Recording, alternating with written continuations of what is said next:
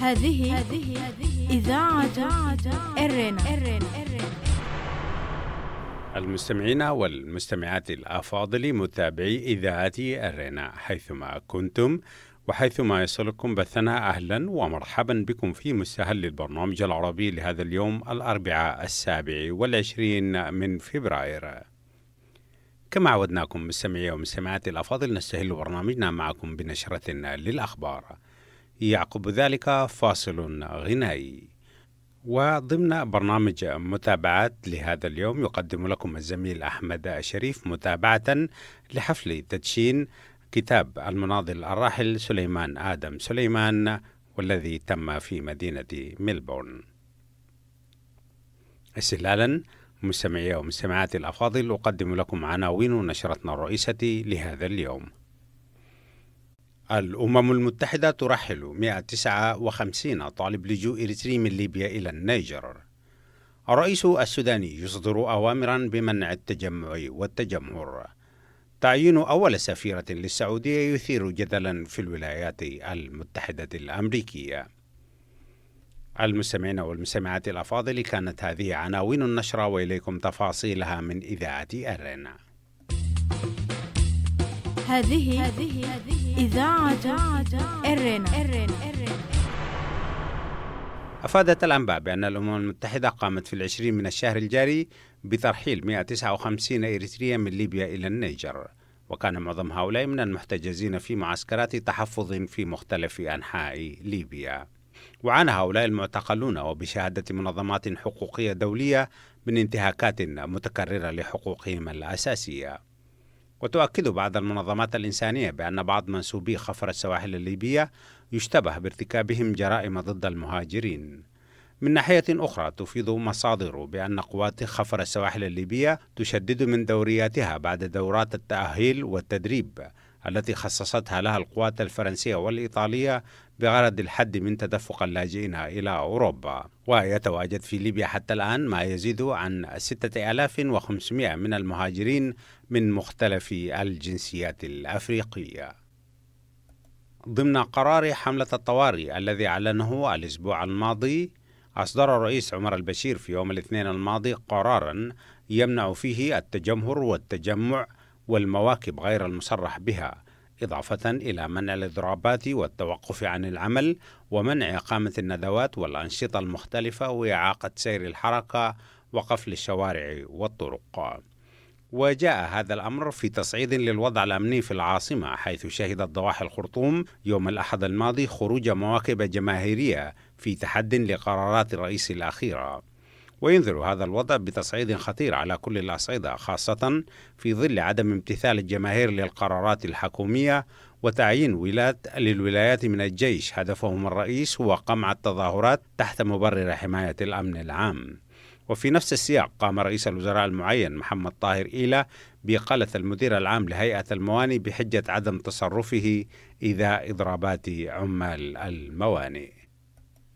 أثار تعيين الأميرة ريما بنت بندر بن سلطان سفيرا للمملكة العربية السعودية لدى واشنطن جدلا في الصحافة الأمريكية، حيث أشارت كاتبة في صحيفة نيويورك تايمز إلى أن تعيين السفيرة الجديدة يأتي ضمن حملة العلاقات العامة للأمير محمد بن سلمان ولي عهد السعودية.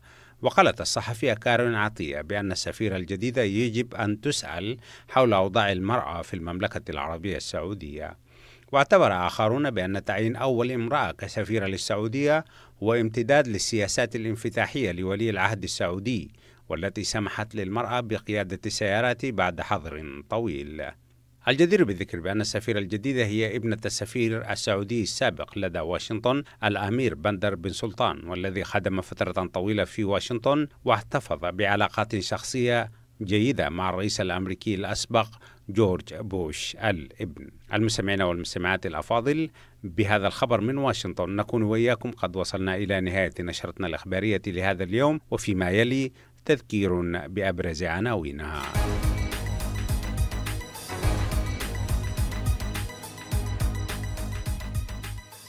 الأمم المتحدة ترحل 159 طالب لجوء إريتري من ليبيا إلى النيجر. الرئيس السوداني يصدر أوامر بمنع التجمع والتجمهر في تصعيد للوضع الأمني في السودان. تعيين أول سفيرة للسعودية يثير جدلا في الولايات المتحدة الأمريكية. استمعتم فيما مضى مستمعي ومستمعات الأفاضل إلى نشرة الأخبار قدمناها لكم من إذاعة إيرنا. متابعة طيبة أتمناها لكم مع ما تبقى من فقرات برنامجنا. إذاعة إيرنا، صوت مستقل لإريتريا. المستمعون الكرام، السلام عليكم ورحمة الله تعالى وبركاته، وأسعد الله أوقاتكم بكل خير. من إذاعة إيرنا الدولية في باريس، سادتي، نلتقيكم في حلقة جديدة من برنامج متابعات، ونتابع اليوم سادتي تدشين كتاب المناضل الراحل الأستاذ سليمان آدم سليمان، الذي صدر كتابه للأسف بعد رحيله، وصدر تحت عنوان جولة في أروقة الدبلوماسية الإريترية العربية. مدينة ميلبورن كعادتها تنشط في العمل الوطني والعمل الثقافي، وكان يوم السبت الماضي التقى الجمع الكبير في مقر الجالية الإريترية في نورث ميلبورن في مدينة ميلبورن بأستراليا ولاية فيكتوريا، وتم تدشين الكتاب وسط حضور إعلامي وسياسي وثقافي كبير حضرته الأسر وعدد من المهتمين وأصدقاء الشهيد المناضل سليمان آدم سليمان. وقدمت في الأمسية طبعا العديد من الكلمات، كلمات الأسرة والجهد الذي بذل في تدشين الكتاب أو في صدور الكتاب، وجهد الراحل المناضل الأستاذ سليمان، له الرحمة والمغفرة، والجهات التي تعاونت. وكذلك قدمت كلمات تضامنية وتحدثت عن مناقب الشهيد الراحل وأشياء كثيرة تداخلت هنا وهناك. وكان من بين من تحدث في الأمسية الأستاذ عبد الرزاق سعد الله، قدم قراءة عميقة جدا جدا، أنا في تقديري كانت من بين الكلمات الهامة جدا التي يعني كانت مساهمته ومداخلته مميزة، باعتبار أنه قدم قراءة للكتاب. ونلتقي في إذاعة إيرنا الدولية في باريس تعميما للفائدة عزيزي المستمع بالأستاذ عبد الرزاق سعد الله، مدير اللوجستيات في شركة كتاني أستراليا وشركة إيسام باسيفيك آسيا، للحديث في إذاعة إيرنا الدولية. أستاذ عبد الرزاق، معلش على الإطالة، مرحبا بك في إذاعة إيرنا. هذه إذاعة إيرنا. أهلا بك الأستاذ أحمد اللامع، دوما أحمد شريف، وبمستمعيك الكرام. بارك الله فيك، ونلتقي بك كمان كرجل مثقف وشاعر وناشط في العمل الوطني الكبير. أستاذ عبد الرزاق، كيف قرأت كتاب جولة في أروقة الدبلوماسية الإريترية العربية، والرحمة والمغفرة للكاتب الأستاذ المناضل سليمان آدم سليمان؟ الأستاذ أحمد، بما أنك أنت إنسان أكاديمي وراجل يعني لك دراسات عميقة ودراسات عليا في هذا المجال، أنت تعرف في فرق بين بوك ريفيو وبوك سامري وبوك ريبورت. نعم. الجزء أنا اللي كنت مكلف به هو عشان أعمل بوك ريفيو في الكتاب يعني. لتعمل بوك ريفيو في بعض العناصر يعني تتناولها، من ضمنها من هو الكاتب يعني، فهمت؟ فالكاتب هو سليمان آدم سليمان، ولد عام 1942 في ضواحي مدينة هيكوتا، قرية عدقي تحديدا. هو درس المرحلة الابتدائية ومرحلة الأساس في مدرسة هيكوتا الابتدائية، ثم درس المرحلة المتوسطة بعردات، ودرس ثانوية بأسمرة وكسلة. التحق بجبهة التحرير الإريترية عام 1961، انضم إلى جبهة التحرير الإريترية عام 1962، كان ممثلا لجبهة التحرير الإريترية بالقاهرة من عام 1972 إلى عام 1976، ثم كان أيضا ممثلا لجبهة التحرير الإريترية بليبيا من عام 1977 إلى عام 1980. نعم. ثم أيضا كان ممثل لجبهة التحرير الإريترية بالعراق من عام 1980 إلى عام 1982، وعاد إلى القاهرة مرة ثانية كممثلا لها عام 1982. نعم. من 82 انتخب كعضو بالمجلس التشريعي لجبهة التحرير الإريترية ومسؤول الشؤون العربية الإسلامية في مكتب العلاقات الخارجية للجبهة. نعم. 2014 تقدم باعتذار عن الترشح وتولي أي منصب، وقال أنا سأخدم شعبي من الكراسي الخلفية. بالتالي نحن أمام شخصية حافلة بالعطاء جدا والله جدا. و8 فبراير عام 2017 انتقل إلى ربه يعني. رحمة مؤلفا الله عليه. هذا الكتاب كتاب تحت عنوان جولة في أروقة الدبلوماسية الإريترية العربية مع آدم سليمان. نعم. لكن هو توفى قبل ما يكمل الكتاب. فالكتاب يعني عنده إخراج جميل، والكتاب يعني يقع في 146 صفحة، والكتاب مبني على 25 موضوع. الأربع مواضيع تم إضافتهم من الأسرة، سواء كان المقدمة والإهداء والبومات التأبين. المواضيع اللي هو أشرف عليها هو 27 موضوع. الكتاب أيضا ملحق به حوالي 13 وثيقة يعني تاريخية مهمة جدا. نعم. والكتاب أيضا ملحق به حوالي 32 صور من صور المناضلين، أحمد ناصر، الشيخ إدريس محمد آدم، محمد حامد قندفل، يعني صور نادرة جدا من القائد عثمان شنب. نعم. بعد الصور، فصور نادرة موجودة في الكتاب. والزين ياسين. نعم. أيوة. وأيضا فيه قائمة من المذابح التي وقعت في الشعب الإريتري بتواريخها، وأيضا فيه قائمة بالحروب التي خاضها الجيش، جيش التحرير أيضا بتواريخها. نعم. هذا هو الكتاب بشكله العام. إذاعة إرينا، صوت مستقل لإريتريا. جميل جدا. الآن أولا لابد أن نقول الحقيقة. طبعا الكتاب طبع طبعة مناسبة فاخرة، نقدر نستطيع أن نقول الأوراق مختارة يعني من النوع الجيد، الغلاف ممتاز، والإخراج يعني بأمانة يعني إخراج جيد.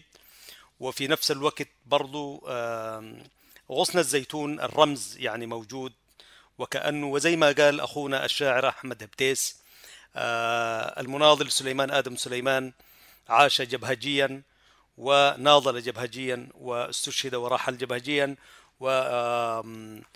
وده دليل على أنه يعني الرجل كان يعني ثابت في موقفه ومبادئه.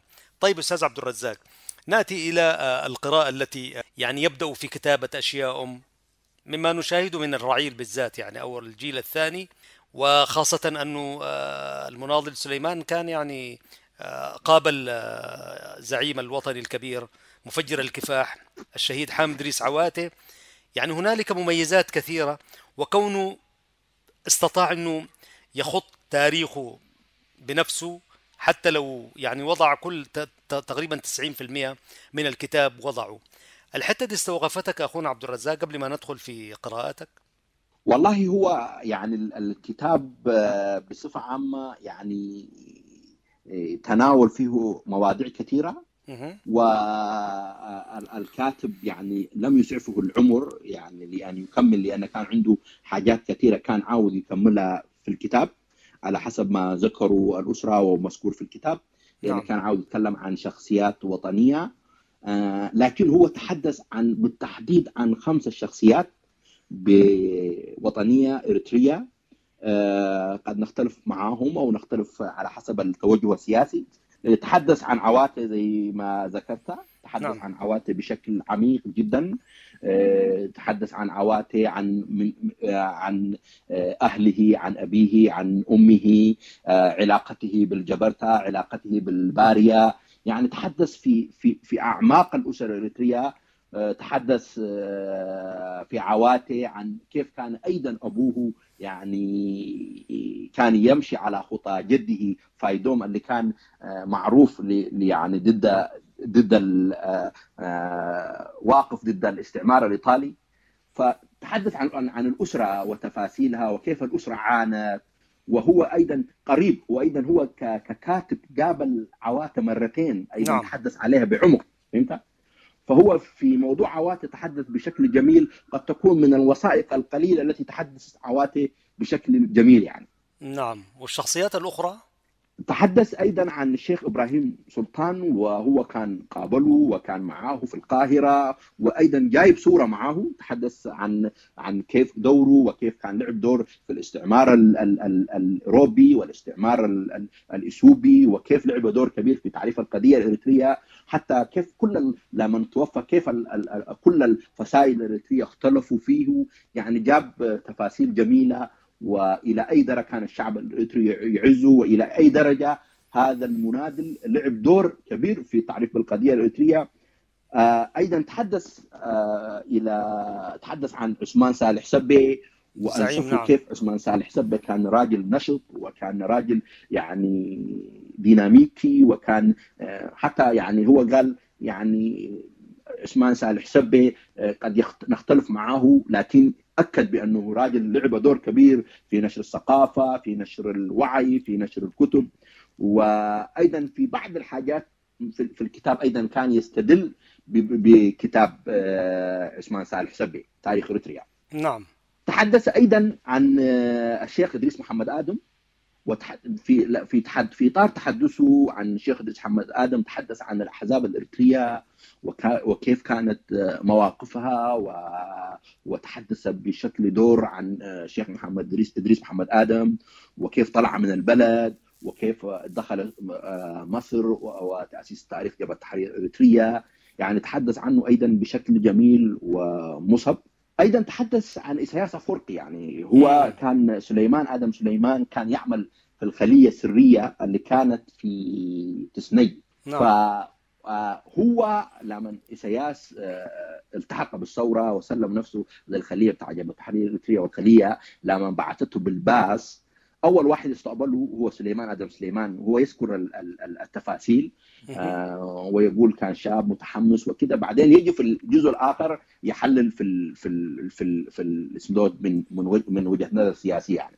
لكن هو تحدث عن 5 هؤلاء الأشخاص اللي لعبوا دور في التاريخ الإريتري يعني.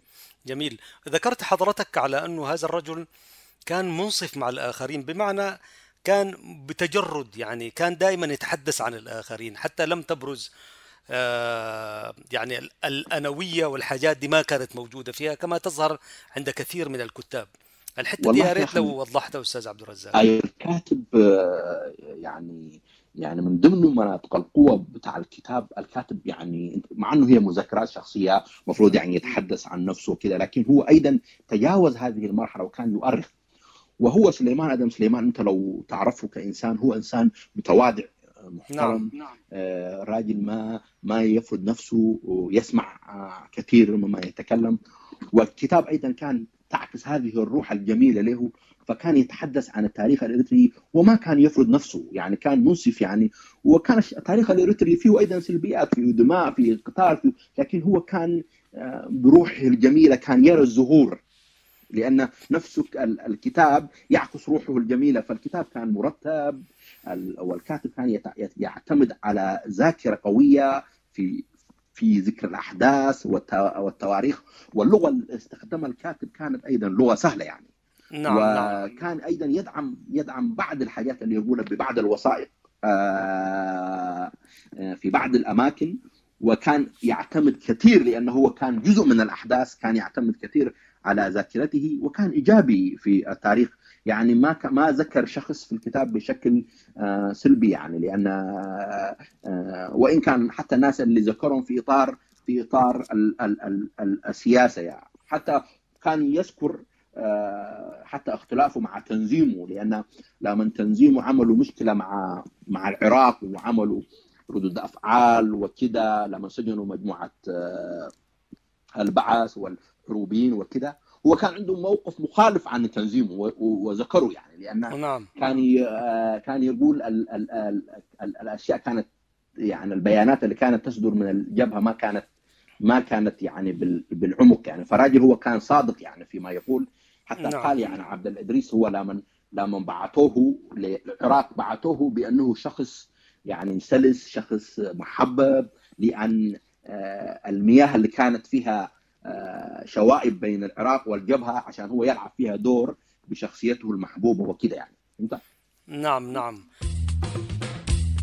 هذه إذاعة إرنا.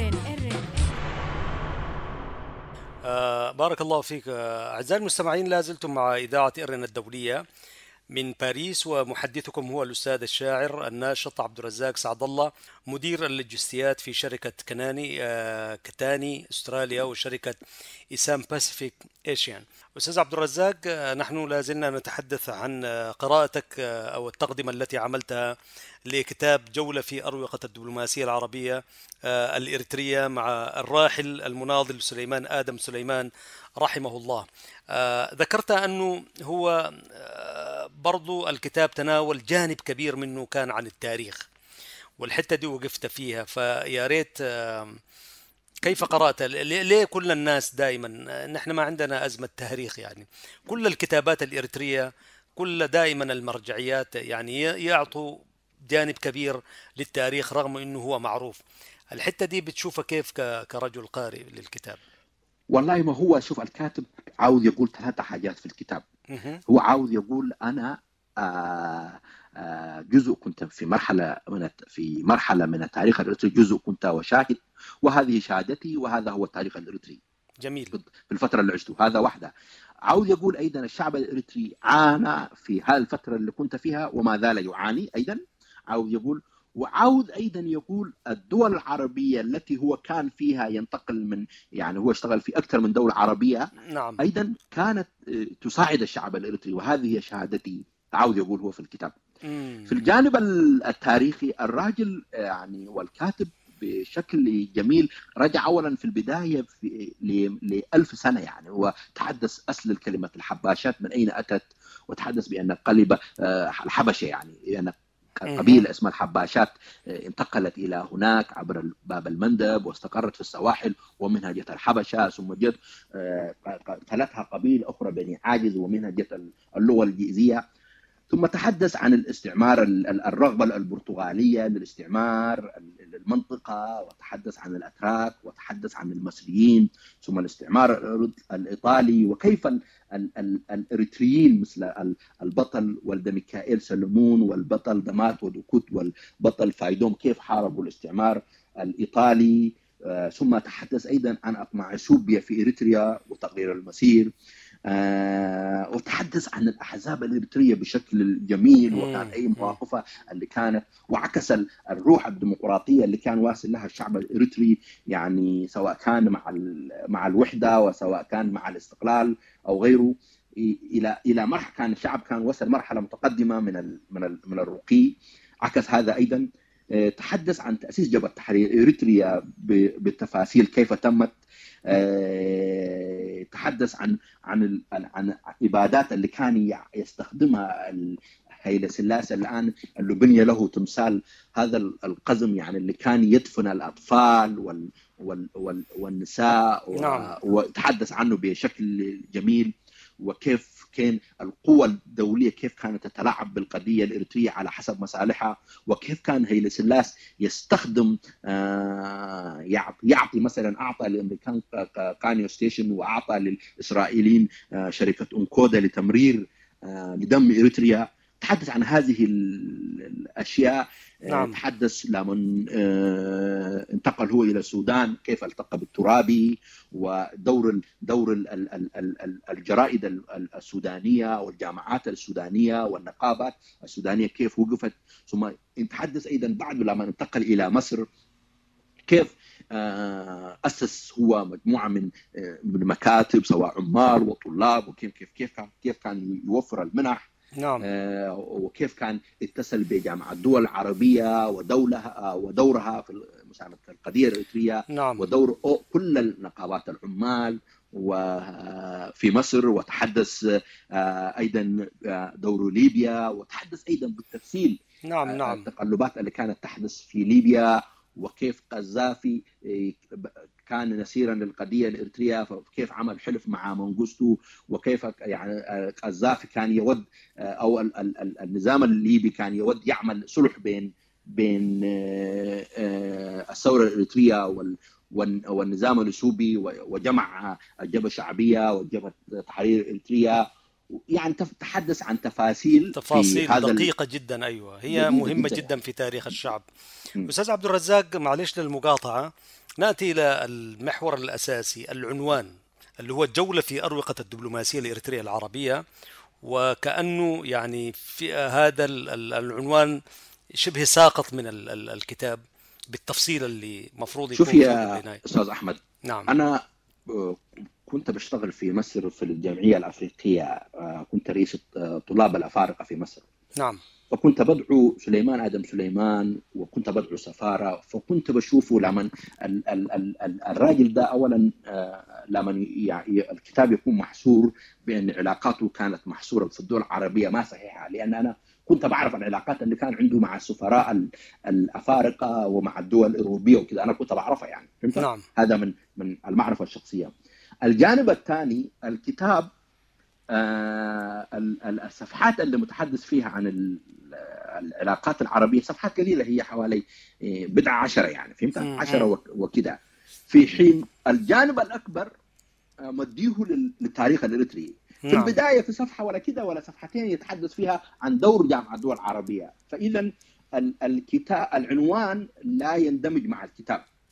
فأنا بحلل لأن الراجل أو الكاتب أنا بعرفه بشكل، هو شخص ذكي وشخص يعني اسمه يعني يتمتع بقدرة عالية. السقط قد لا تكون حدثت منه، لأنه هو ربما كان يعد عدة عناوين، عدة نعم. كتب، لأن هم قالوا كان عاوز يعد عن شخصيات وطنية، عن دول، عن شهداء، عن دور التعليم. فوجدوا هذا العنوان، وهم حرصا للأمانة وضعوا هذا الكتاب، لكن العنوان أكبر، الكتاب أكبر من العنوان. نعم. وإن كان يعني ربما يعني فاجأوا القدر زي ما قلت يعني، وإن كان ربما فاجأوا القدر والعنوان كان حيكون حديث للدبلوماسية. أيوة. نعم.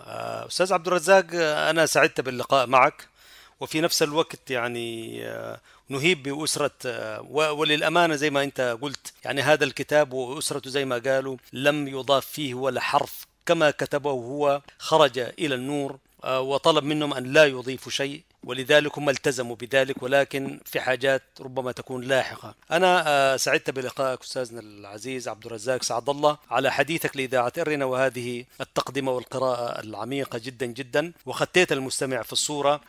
كلمة أخيرة تود أن تقول للرعيل الموجود الآن، سواء كان هنا في أستراليا، في السودان، في غيره، مسؤولية كل واحد فينا إنه أن ترى تجربتهم النور. أتيح لك الفرصة أستاذ عبد الرزاق. شوف يا أستاذ أحمد، أنت راجل أكاديمي وراجل باحث وراجل يعني أنت عندك باع في البحث العلمي. هؤلاء المناضلين نحن نحتاج منهم كل واحد يكتب مذكرته. نعم. ستجي أجيال قادمة ستبحث هذه المذكرات وتنسف كل ذي حق حقه، فهمت؟ نحن عاوزين التاريخ ده يكتب، التاريخ ملك للأجيال، وهؤلاء الرعيل يعني يوما بعد يوم قد يرحلون من هذه الدنيا. هذا الدعوة للرحيل. الإضافة الأخرى، الكتاب ده لازم يترجم يا أحمد إلى الإنجليزي. نعم. وإلى التجريبية، لأن نحن الوطن ده وطن للكل هو، فالناس تتحاور مع بعض. هذا واحد. الحاجة الثانية، لازم الأسلوب التقليدي بأنه أسرة الكاتب يطبع، أو الكاتب يطبع بطريقته الخاصة ويطبع عدد من الكتب، وبعدين الكتب هذه تنتهي وما نجد. لازم نحن نبحث عن دار نشر، وفي دوائر نشر يعني في دوائر كثيرة بيتبنوا هذه الكتب. بالإضافة إلى ذلك نحن حسب مع التطور التكنولوجي الموجود يا أحمد، الكتاب الورقي وحده ما يكفي. نعم. فالمطلوب يكون في أوديو بوك منه، الكتاب صوتي. صح. وأيضا يكون في سواء قنوات يوتيوب وما إلى ذلك ينزل فيها عشان المعلومة تصل للكل، والتاريخ ده يحفظ، والتاريخ يذكر كما هو. وهذا الكاتب الميزة اللي هو يتمتع بها الصدق، يعني الأشياء التي يتحدث عليها هي الحقيقة، لكن في أشياء هو ما عاوز يتحدث عليها، أو بمعنى أشياء سلبية، لأنه هو يعني دائما في كتاباته تلاحظ فيه الروح الجميلة والوطنية، وفي هناك دروس كثيرة من الكاتب تقدر تستفيدها يعني. نعم. شكرا لك أستاذنا عبد الرزاق سعد الله، مدير اللوجستيات في شركة كتاني أستراليا وشركة إيسام باسيفيك إيشيا. شكرا لحديثك لإذاعة إرنا، وكان الحديث هو عن القراءة التي قمت بها وقدمتها في الأمسية، أمسية تدشين كتاب جولة في أروقة الدبلوماسية الإريترية العربية للمناضل الراحل الأستاذ سليمان آدم سليمان له الرحمة. في الختام لا بد من تأكيد أن ريع الكتاب الذي بيع في مدينة ميلبورن وفي كل أنحاء العالم سيكون الريع لدعم التعليم للإريتريين المتواجدين في السودان. هذه يعني نحن نكبر هذه الروح. الراحلين الكبار يعيشون كبارهم على قيد الحياة ويرحلون كبار بصدقاتهم وعطاءاتهم. أشكرك حبيبنا عزيزنا الشاعر، إن شاء الله حنلتقي بك كشاعر كمان في يوم من الأيام، ولك جزيل الشكر، وسنلتقي بك في قضايا أخرى. المستمعون الأعزاء، كان معكم الأستاذ عبد الرزاق سعد الله كما نوهنا سابقا، وتقبلوا تحياتي محدثكم أحمد شريف وزملائي في إذاعة إرنا الدولية الزميل فتحي عثمان وبنيام سيمؤون. السلام عليكم ورحمة الله تعالى وبركاته. هذه إذاعة إرنا. المستمعات والمستمعين الأفاضل، بهذا القدر من برنامجكم الأسبوعي متابعات نكون وإياكم قد وصلنا إلى نهاية فقرات برنامجنا لهذا اليوم. وقبل الختام أذكر مستمعينا ومستمعاتنا الأفاضل بأبرز ما تضمنته نشرتنا الإخبارية لهذا اليوم. الأمم المتحدة ترحل 159 طالب لجوء إريتري من ليبيا إلى النيجر. أفادت الأنباء بأن الأمم المتحدة قامت في 20 من الشهر الجاري بترحيل 159 إريتريا من ليبيا إلى النيجر، وكان معظم هؤلاء من المحتجزين في معسكرات تحفظ في مختلف أنحاء ليبيا. أفادت الأنباء بأن الأمم المتحدة قامت في 20 من الشهر الجاري بترحيل 159 إريتريا من ليبيا إلى النيجر، وكان معظم هؤلاء من المحتجزين في معسكرات تحفظ في مختلف أنحاء ليبيا. الرئيس السوداني يصدر أوامر بمنع التجمع والتجمهر في تصعيد أمني خطير في الخرطوم. ضمن قرار حالة الطوارئ الذي أعلنه الرئيس السوداني، أصدر قرارا يوم الاثنين الماضي يمنع فيه التجمهر والتجمع والمواكب غير المصرح بها، إضافة إلى منع الإضرابات والتوقف عن العمل. ويأتي هذا القرار في تصعيد خطير للوضع الأمني في السودان، خاصة بعد عدم امتثال الجماهير للقرارات الحكومية الأخيرة. تعيين أول سفيرة للسعودية يثير جدلا في الولايات المتحدة بين معارض ومؤيد، حيث أشارت كاتبة صحفية في نيويورك تايمز إلى أن تعيين السفيرة الجديدة هو محاولة للتغطية على أوضاع المرأة المتردية في المملكة العربية السعودية، بينما رأى جانب آخر بأن هذا يعتبر تطور مهم في الدبلوماسية السعودية ووضع تمكين المرأة في المملكة العربية السعودية في فترة تولي الأمير محمد بن سلمان ولاية العهد هناك. إذاعة إرنا، صوت مستقل لإريتريا. المستمعين والمستمعات الأفاضل، كان هذا تذكير بأبرز ما ورد في نشرتنا الإخبارية لهذا اليوم، ولا يفوتني أن أذكركم أيضا بأنكم يمكنكم الكتابة إلينا والتواصل معنا على البريد الإلكتروني arabicirena@gmail.com. وحتى نلتقي بكم في حلقة جديدة من برنامج متابعات والبرامج الأخرى لإذاعة إرنا، لكم من زميلي أحمد الشريف، ومني محدثكم فتحي عثمان، ومن زملائي في الإذاعة في باريس أطيب التحايا، ودمتم في رعاية الله وحفظه. هذه إذاعة إرنا.